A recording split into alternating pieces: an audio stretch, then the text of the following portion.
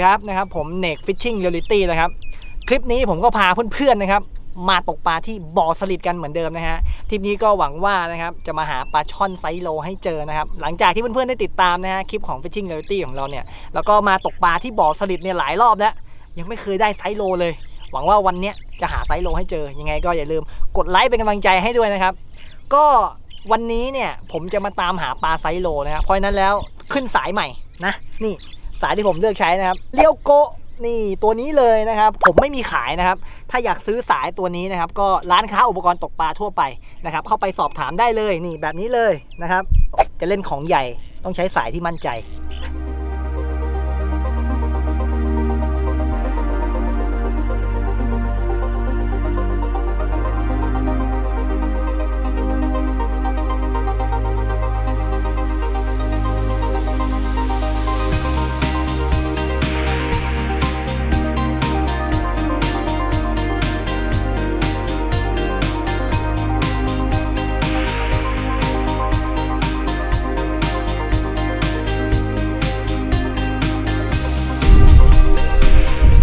ซาดิสมาลองนะ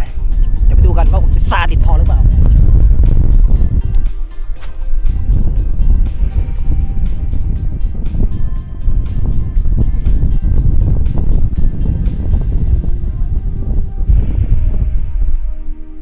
ไปต้องขายยากเอาป่องไม่ดีกว่าขยับไปป่อง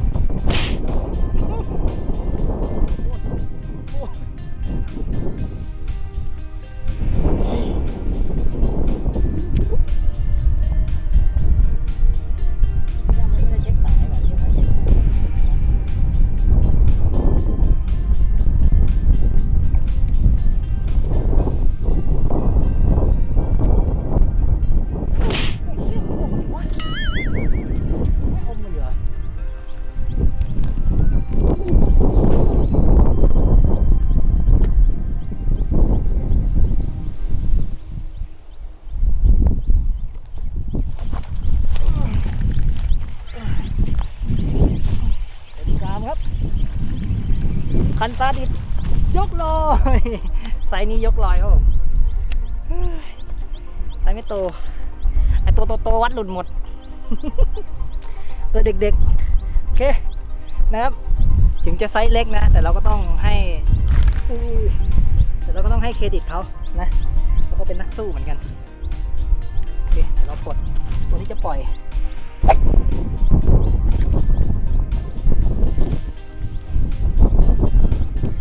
ตัวนี้ไซส์ไม่ถึงเกณฑ์นะปล่อยเขาไปก่อน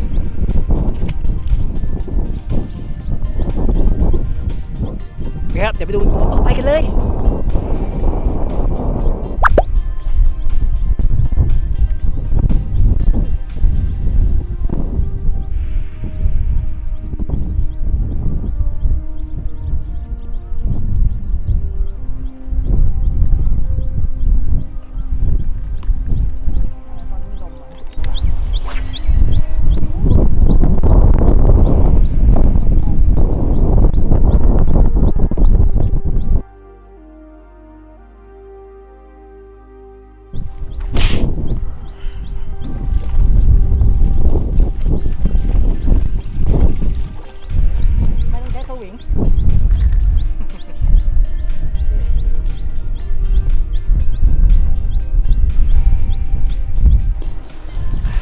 เหมือนเดิมนะครับไม่ได้ไซส์ปลดเข้าไปก่อนโอเคหาไซส์โลกันต่อครับ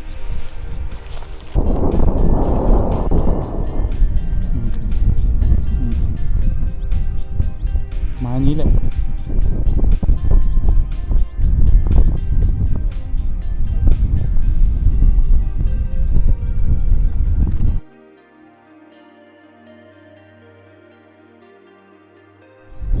คือตอนนี้ปลากัดแล้วนะครับเดี๋ยวเราจะลองเช็คสายดูก่อนเช็คสายแล้วเราเบาๆแต่ต้นมันเหยื่อมันดิ้นหนีตายนะไม่ดูอาการอยู่ครับอยู่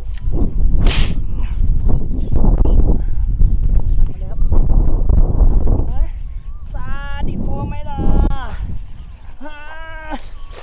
มาแล้วไซโลมมาแล้วยกเลยไซโลมต้องยกเลยหามาทั้งวันครับผมไซนี้ยอดนี่ไซโลนะเราเรียกว่าไซโลก็น่าจะโลหน่อยๆนะครับตัวนี้ก็นี่งัดขึ้นมาโดยคันนี้ฮะนี่คันซาดิสนะซาดิสตัวนี้เป็นคันซาดิสพาวเวอร์พัทนะครับก็ต้องขอบคุณน้าเว้นนะที่ให้คันมาลองใช้นะครับก็อย่างที่เพื่อนๆได้เห็นไปนะปลาไซส์นี้เนี่ยปลาไซส์นี้นะครับผมงัดมาจากกลางบ่อที่เป็นสาหร่ายหนาๆแบบนี้เลยนะครับก็งัดสบายนะแล้วก็ตีอย่าดีเพราะว่าผมใช้กบยางตัวนิดเดียวโอเค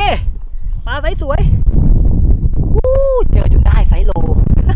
โอเคครับเดี๋ยวขออนุญาตถ่ายภาพนิ่งก่อนหลังจากนะครับที่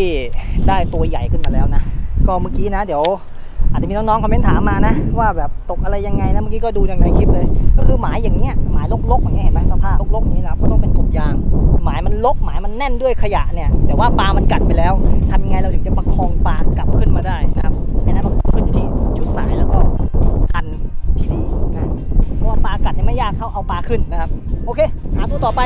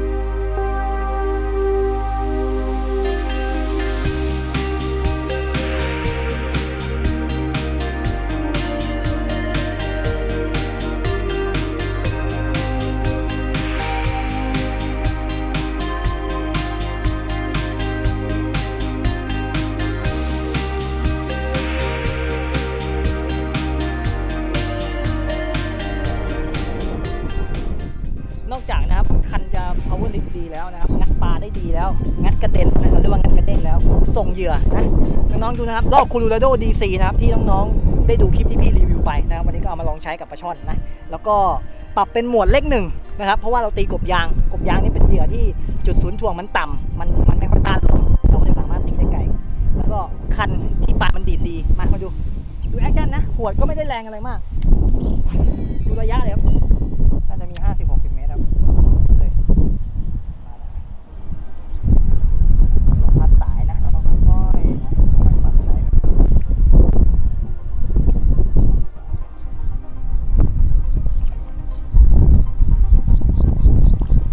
ได้ไซส์โลอีกสักตัว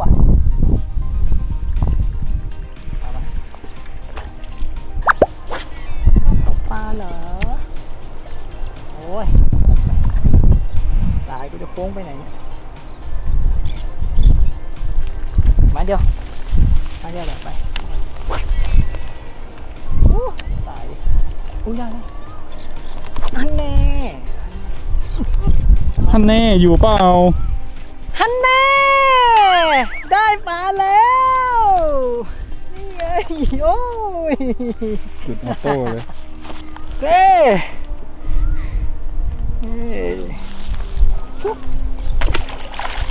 ฮันแน่ได้ปลาเหรอ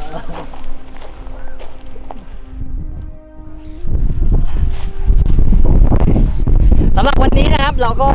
เหนื่อยล้ามากๆเพลียแดดนะวันนี้ถ้าใครที่อยู่บ้านน่าจะรู้ว่าแดดมันร้อนมากช่วงนี้นะครับปลาก็กัดยากแต่ก็เค้นเอาจนได้นะครับได้ปลาไปกินนะขอบคุณทุกๆคนนะครับที่ติดตาม อย่าลืมนะฮะกด Subscribe กดไลค์กดแชร์เอาไว้จะได้ไม่พลาดคลิปใหม่ๆของ Fishing Reality นะครับนอกจากช่องเราจะตกปลาแล้วเรายังมี Fishing Camping Cooking นะโอเคสำหรับวันนี้ก็ต้องขอบคุณนะครับนี่